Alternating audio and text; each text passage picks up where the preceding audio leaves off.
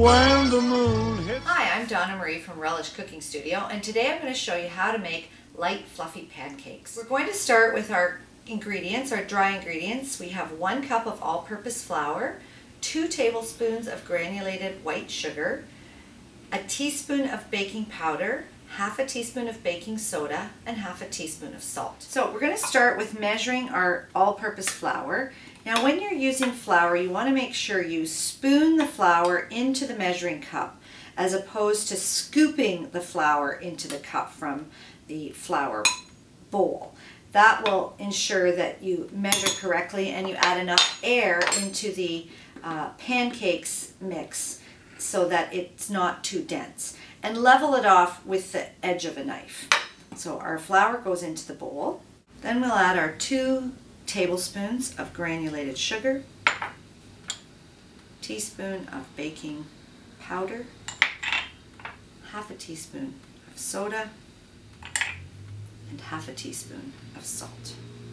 And whisk all of those ingredients together. Now for your wet ingredients, you're going to start with 3/4 of a cup of buttermilk, 2 tablespoons of melted butter, and 1 egg. Now if you don't have buttermilk, you could use 3/4 of a cup of milk with 2 tablespoons of white vinegar. Mix those 2 together and let them sit for 5 minutes to allow the acidic properties to develop within the milk, and you'll end up making homemade buttermilk essentially. But you need that bit of acid in order to help with the rising properties when you combine all of the wet and dry ingredients together. Now we're going to add our buttermilk into the bowl, and we'll whisk our 2 tablespoons of butter and finally our egg into the buttermilk. And just whisk those together until all of the ingredients are combined together. Once you've got your wet ingredients combined and your dry ingredients combined, you're slowly just going to whisk the dry ingredients into the wet ingredients. And whisk them until they are all combined but you have no lumps remaining. If you want to let that sit for 5 minutes and allow the buttermilk to interact with the baking powder and the baking soda, your pancakes will begin to rise in the bowl and make a nice light fluffy batter.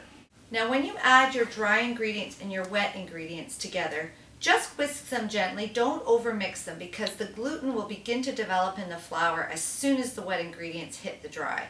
And if you overmix them, you'll tend to get tougher pancakes, so you really want to keep it nice and light. Now when making pancakes, you want to make sure you start with a nice hot pan. A good cast iron skillet or a non-stick skillet is a good one to use as well. Now you want to start with a nice hot skillet, and the best way to test your skillet if it's hot is to just add a little bit of water to see if you're going to get a sizzle once you've heated your pan up. This pan is really hot because as soon as I add the water, I get a sizzle and the water evaporates immediately. I'm going to use my cast iron skillet to make the pancakes for today. So I'm going to start with a little bit of butter, and I'm going to add the butter into the pan and let it melt.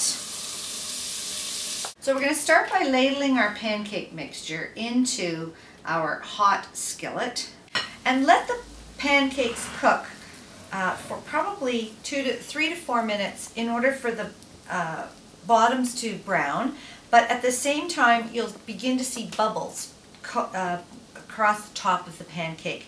And you don't want to touch the pancake until you start to see the bubbles. Once the bubbles begin to form, that's when you know you can actually flip the pancake. Once you begin to see the bubbles forming, that's when you'll want to do a bit of a flip.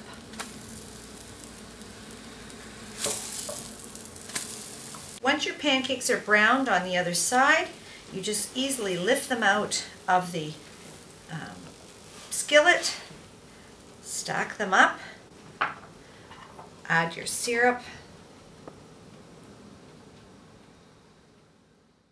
and that's how you make light, fluffy pancakes. When the moon